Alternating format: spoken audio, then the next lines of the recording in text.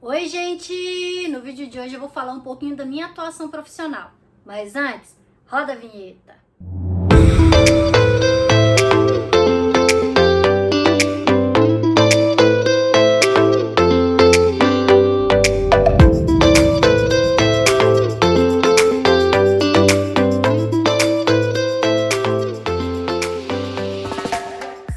Decidi fazer um vídeo diferente porque eu acabei de sair de uma gravação. Inclusive eu vou postar os bastidores em algum vlog por aí, fiquem atentos que vai sair.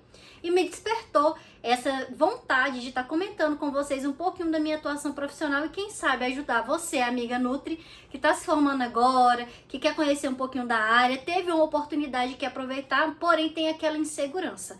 Então esse vídeo é para você, fiquem atentas. Não esquece de deixar o like, que é muito importante para o crescimento do canal, se inscrever no botão aqui embaixo escrito inscrever-se, compartilhar esse vídeo para o máximo de pessoas que me ajudam muito no crescimento do canal e, se possível, deixa teu comentário que eu adoro responder. E se esse vídeo te ajudar, você pode deixar aqui no comentário que tem como você adaptar para a tua realidade de dona de casa, tá bom? É por isso que eu achei tão importante compartilhar um pouquinho do meu conhecimento profissional com vocês que estão aqui me acompanhando. Vou falar hoje sobre Descomplicando o Ano, no sentido de planejamento. E dentro do planejamento eu vou falar de cardápio, pedidos, armazenamento e aproveitamento. Então tô com uma colinha aqui para eu poder me direcionar com relação aos conteúdos, para poder estar comentando com vocês e compartilhando as estratégias que eu uso. Dentro de One, gente, o nosso foco é controle de custo. Então toda nutricionista, ela é contratada para fazer controle de custo baseado em planejamento e também tendo cuidado com relação à segurança alimentar. Então vamos supor, Lucia, acabei de me formar, tive uma oportunidade, mas tenho insegurança porque nunca tive experiência diretamente nessa área. Então esse vídeo vai te ajudar no sentido de você entender um pouco mais do que se trata o planejamento e como você pode direcionar sua conduta dentro de uma One. Para começar, nós vamos tratar do cardápio. A base de tudo é um cardápio. Um cardápio bem planejado, bem elaborado, não quer dizer que ele vai ser bem executado. Ué, Luci, mas como assim? Eu fiz esse cardápio, eu elaborei, eu planejei, como que ele vai ser executado? Se a sua equipe não for capacitada. Então não adianta nada você perder aquele tempo pensando na composição do cardápio, mas na hora de passar esse planejamento você não alinhar com a sua equipe. Então a base de toda a produção é a comunicação da gerente da unidade com a equipe que ela está gerenciando. Não adianta conhecimento guardado, ele tem que ser compartilhado. Faz o teu planejamento do teu cardápio de acordo com o que foi vendido. Primeira coisa, quando você assumir uma One, você tem que entender qual foi a venda que foi feita em cima daquele atendimento. Ou seja, qual é a composição de cardápio que você tem que trabalhar. Eu trouxe aqui um exemplo de um cardápio que eu montei, que eu elaborei, de acordo com o que foi vendido para o cliente. Nesse cardápio aqui, eu vou tirar a parte do de jejum, porque a composição foi de jejum, o almoço. E eu vou tirar essa parte do de jejum porque eu quero que esse vídeo fique um pouco mais dinâmico, um pouco mais fácil de vocês entenderem. Porque daí você consegue colocar na sua realidade de dona de casa. Então nesse cardápio aqui, o que eu tenho? Eu tenho 2 pratos principais. O que é o prato principal? É a carne. Quando eu falo de prato principal, eu tô falando da proteína. A proteína é a carne. Então nessa composição tem 2 tipos de proteína.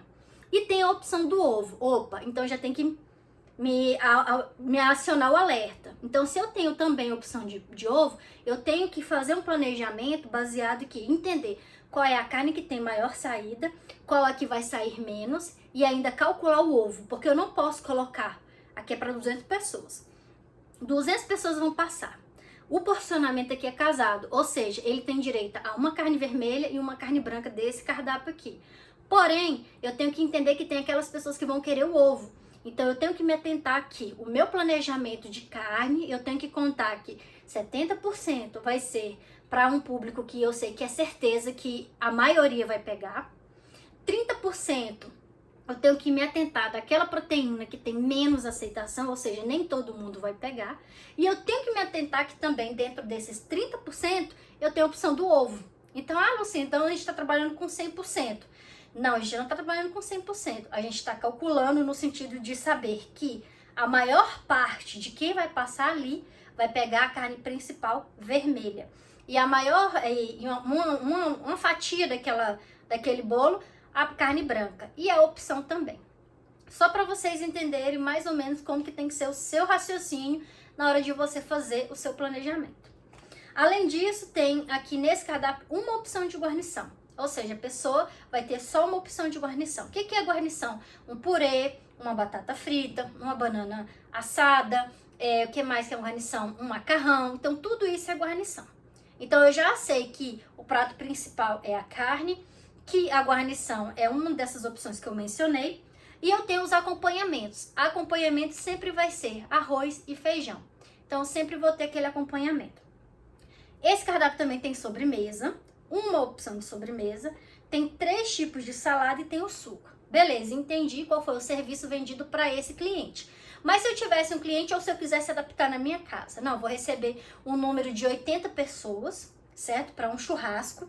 E dentro desse churrasco, eu vou ter também de opção, vou associar, além do churrasco, uma feijoada. Então, eu tenho que ter em mente o seguinte, essas 80 pessoas é mais adulto, tem uma quantidade de criança, tudo isso você tem que se atentar para você fazer o planejamento das suas compras. Porque o cardápio nada mais é se planejar para você saber o que você vai comprar para atender aquele público.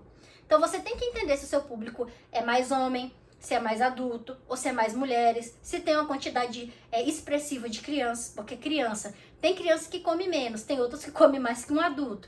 Mas você entender qual é o público que você vai estar recebendo para você adaptar esse cardápio, tá bom?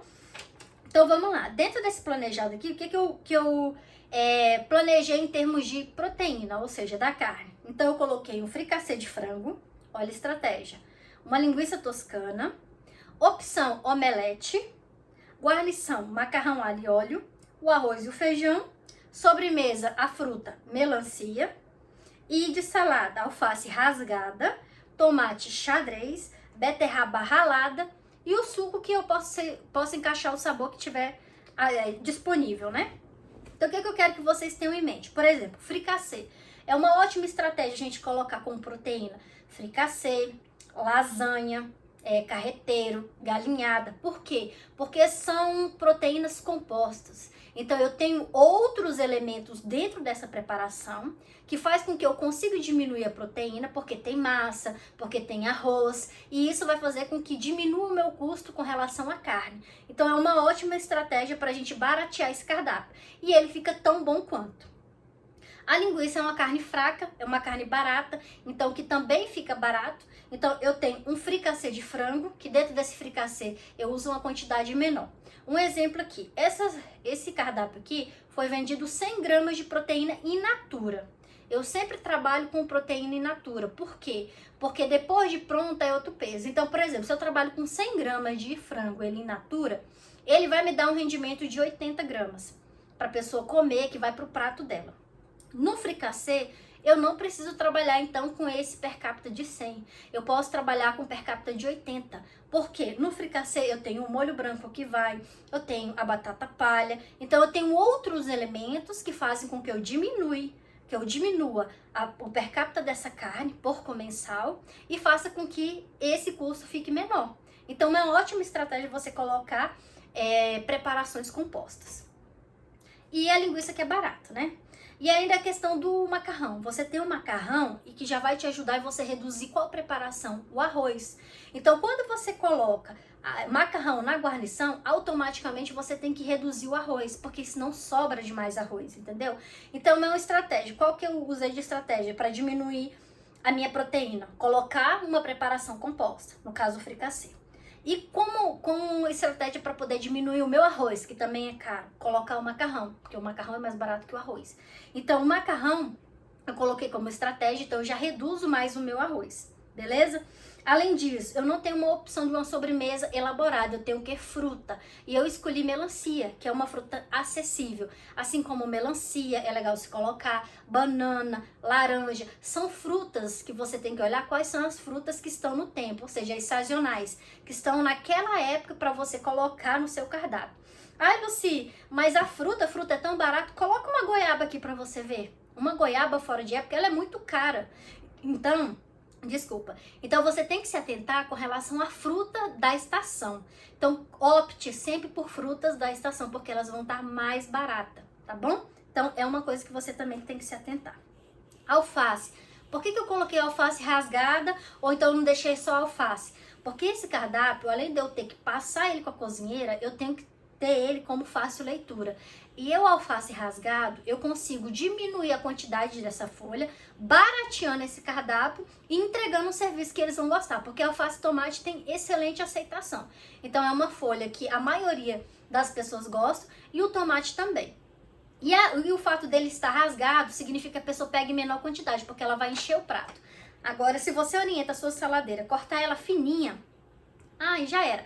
Porque um pegador que vai, ali você tá indo pelo menos de 3 a 4 folhas, que você poderia estar reduzindo se ela fosse rasgada, porque a pessoa coloca 2, 3 pedaços dela rasgado. Quando a alface é rasgada, ela é geralmente cortada ao meio. Então a pessoa pega e rasga ela, por isso que é alface rasgada. Então, depois das folhas seguir o protocolo, né, o POP de higienização de cada folhagem, tá tudo ok, ela já está montando para poder ir para distribuição, então ela vai rasgar essa folha. Então, ao rasgar, a pessoa às vezes pega uma folha, 2 no máximo, porque vai encher o prato, ou seja, vai dar volume. E dando volume, a pessoa vai consumir menos esse alface, então automaticamente você não precisa comprar muito. Então, você já consegue fazer seu controle de custo. O tomate xadrez. O tomate xadrez, ele sempre tem boa aceitação, mas ele consegue sair menos tomate xadrez do que, por exemplo, tomate em rodela. Evite tomate em rodela se você quer trabalhar com custo. Tomate em rodela, a pessoa coloca 4, 5 rodelas fácil no prato. Então, é um tipo de salada que sai bastante. Então, eu evitaria, como eu evito nos meus planejamentos, quando eu quero diminuir meu custo, colocar tomate em rodela e vinagrete. Porque são saladas que é certeza que você precisa pelo menos ter uma caixa e meia de tomate, dependendo do público, né? Eu tô falando aqui para 200 pessoas. Faça uma caixa e meia a 2 de tomate, que vai sair se você colocar ele ou vinagrete ou em rodela. Já quando você trabalha ele xadrez, tomate xadrez é aqueles quadradinhos assim. Às vezes a pessoa coloca 2, 3 pedaços e tá suficiente. Por quê?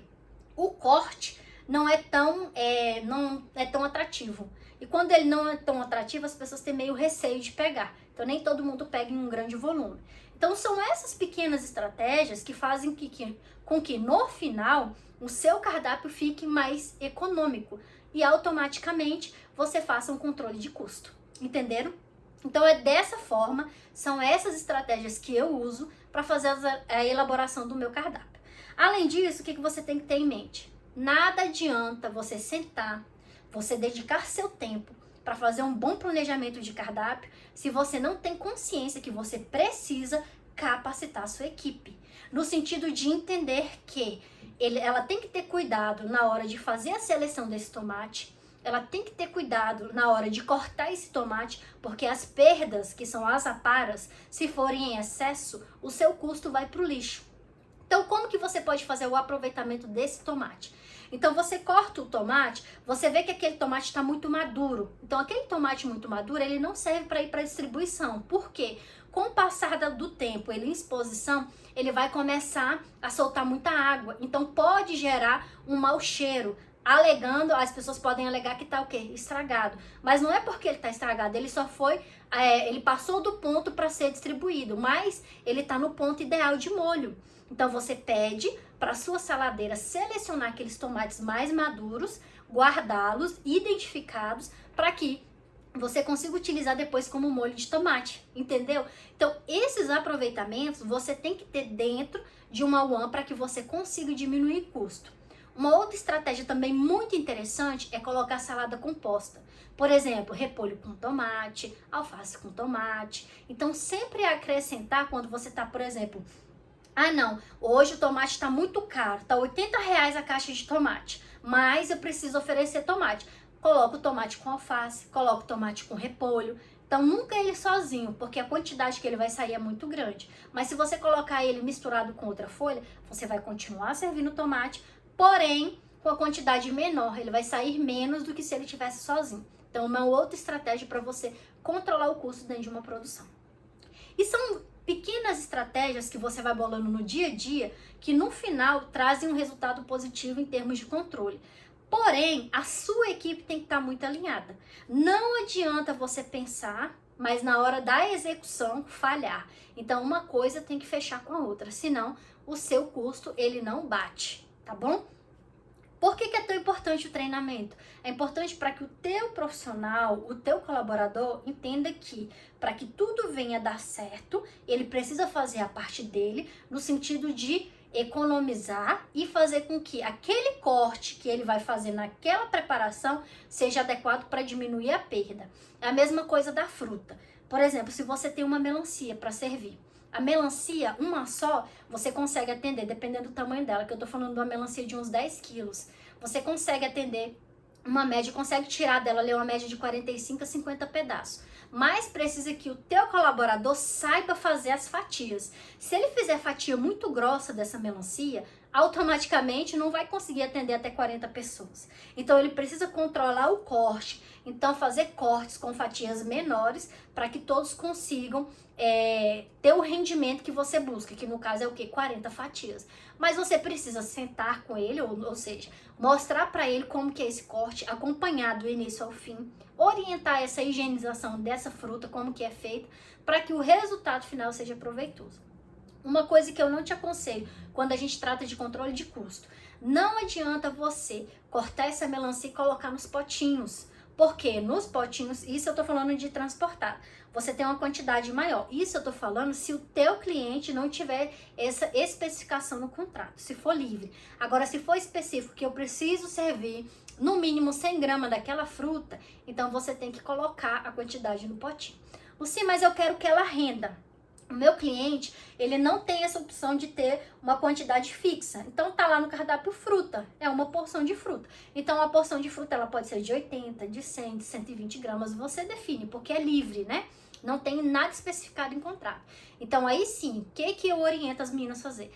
Tem os potinhos de gelatina de 100, elas cortam o pequenininho e colocam no potinho de 100. Então uma porção individual, e aí eu consigo fazer com que essa melancia ela consiga render. Então é uma das estratégias que eu também adoto quando eu vejo que tem um volume maior para a quantidade menor de fruta que eu preciso. Espero ter contribuído com essas dicas. Se você gostou, quer saber um pouco mais dessa área que é tão desafiadora e tão misteriosa, mas que na verdade tudo gira em torno de um planejamento, deixa aqui no comentário que vai ser um prazer trazer mais das minhas estratégias, compartilhar um pouco mais o que é uma vivência de Yuan e como que a gente pode trabalhar para fazer esse controle e garantir a satisfação do cliente, tá bom? Te espero no próximo vídeo. Tchau!